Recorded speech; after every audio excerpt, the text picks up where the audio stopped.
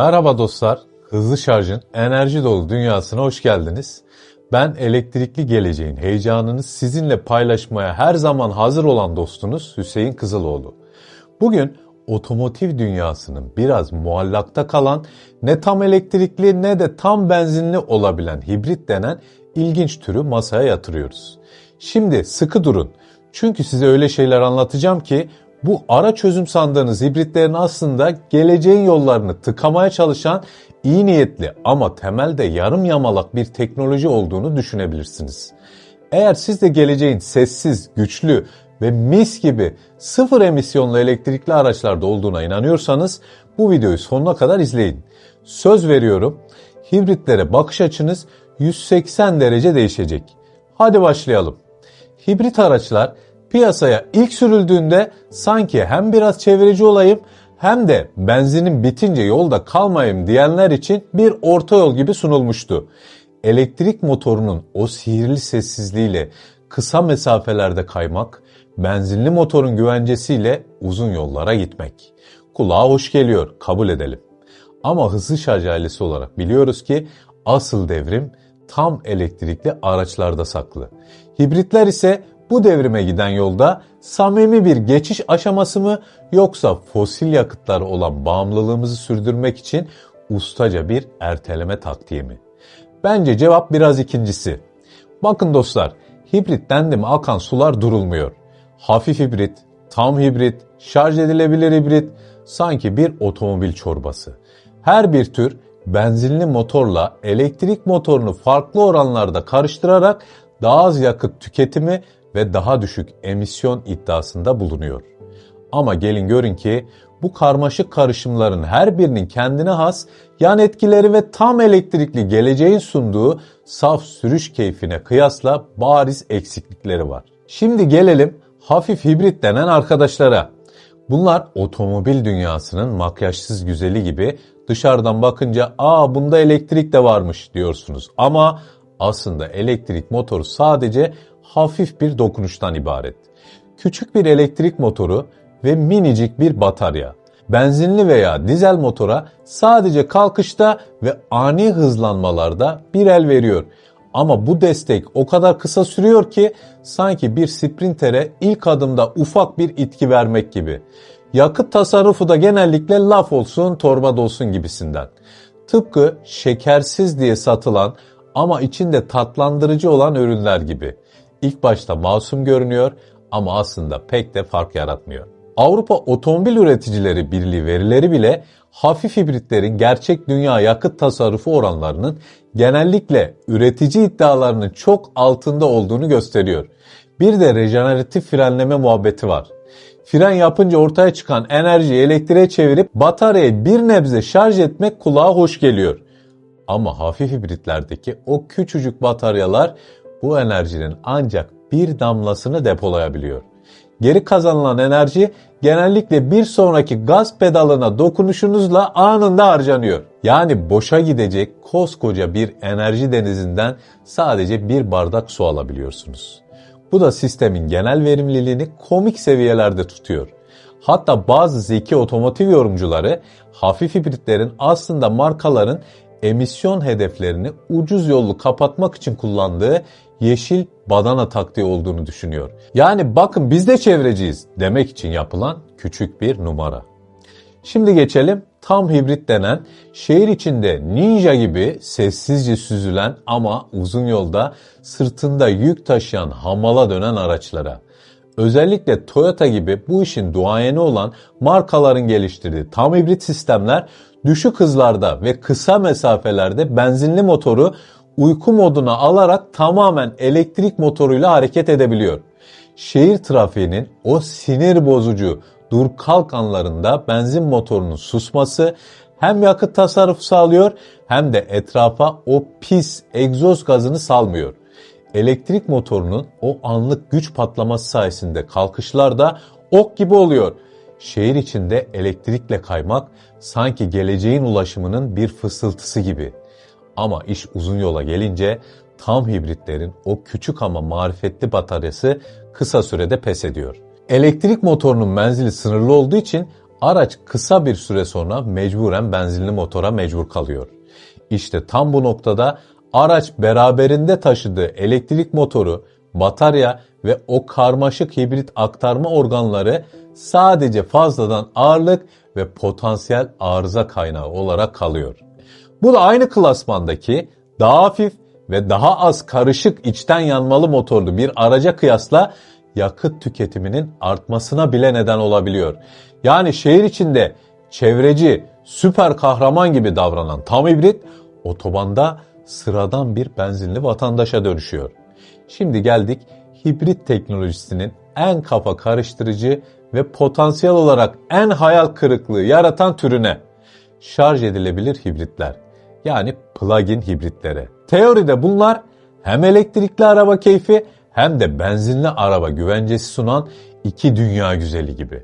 Daha büyükçe bataryaları sayesinde tek bir şarjla hatırı sayılır bir elektrikli menzile ulaşabiliyorlar.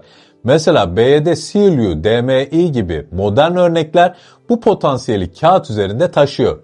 Ama Uluslararası Temiz Ulaşım Konseyi tarafından yapılan gerçek dünya emisyon testleri şarj edilebilir hibritlerin fabrika verileriyle gerçek kullanım arasındaki farkın uçurum olabileceğini gösteriyor.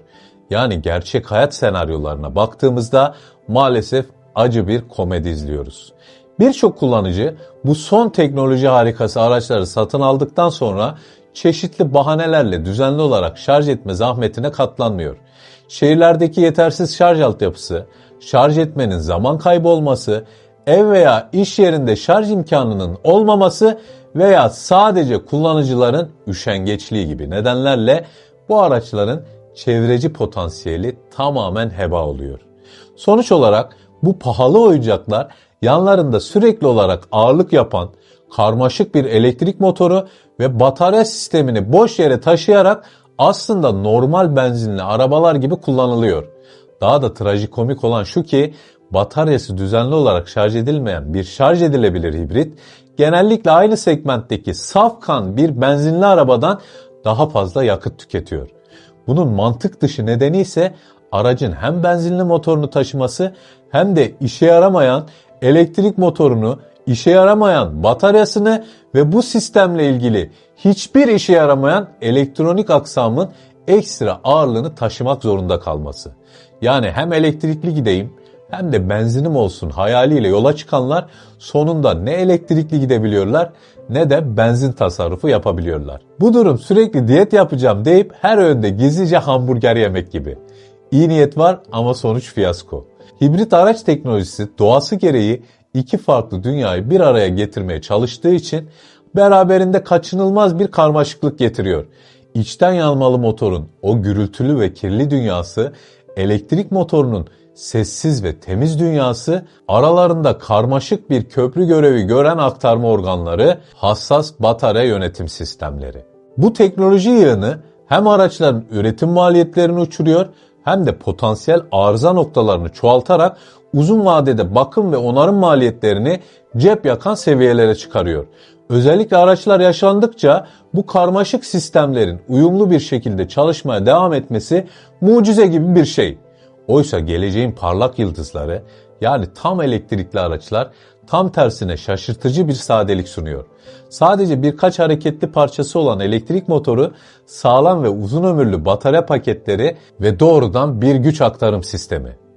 Bu temel sadelik daha düşük üretim maliyetleri, neredeyse sıfır bakım ihtiyacı ve inanılmaz derecede uzun bir kullanım ömrü potansiyeli anlamına geliyor. Tıpkı sayısız dişli ve zembereği olan antika bir cep saati koleksiyonu yerine tek tuşla çalışan yüksek hassasiyetli ve ömürlük bir dijital saat tercih etmek gibi. Teknoloji ilerledikçe karmaşıklık azalıyor ve verimlilik zirveye tırmanıyor. Şimdi gelelim Nissan'ın o ilginç icadı e-Power sistemi. Elektrikli araçların o anlık torkunu ve fısıltı sessizliğini sunarken enerjiyi arkadan dolanarak yani benzinli bir jeneratör aracılığıyla üretiyor. Tekerlekleri her zaman elektrik motoru döndürüyor. Bu da sürüş deneyimini tam elektrikli araçlara yaklaştırıyor. Ama burada da mantık hatası var gibi. Neden temiz ve verimli bir şekilde bataryayı şarj edip aynı elektrik motorunu çalıştırmak varken Araya gürültülü ve verimsiz bir benzinli jeneratör koyuyoruz. E-Power, şarj altyapısı fobisi olan ve elektrikli sürüş deneyimine yavaş yavaş geçiş yapmak isteyen kullanıcılar için geçici bir çözüm olabilir.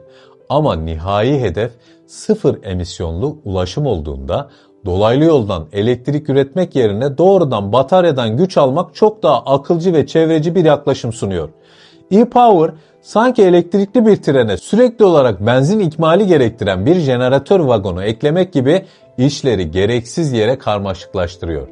Dostlar, hibritlerin yeşil masalı gerçekten ne kadar doğa dostu bir seçenek. Hibrit araçlar dediklerine göre geleneksel içten yanmalı motorlu araçlara kıyasla daha az egzoz emisyonu salgılıyor. Ama bu masalın pek de mutlu sonu yok. Araçların üretim süreçleri, özellikle büyük ve ağır bataryaların üretimi ve geri dönüşümü hatırı sayılır miktarda enerji ve değerli kaynak gerektiriyor. Ayrıca o tembel, şarj edilebilir hibrit sahipleri araçlarını sürekli benzinle kullandığında çevresel faydaları sıfıra iniyor. Tam elektrikli araçlar ise özellikle elektrik şebekesindeki yenilenebilir enerji kaynaklarının payı arttıkça çok daha düşük bir karbon ayak izine sahip.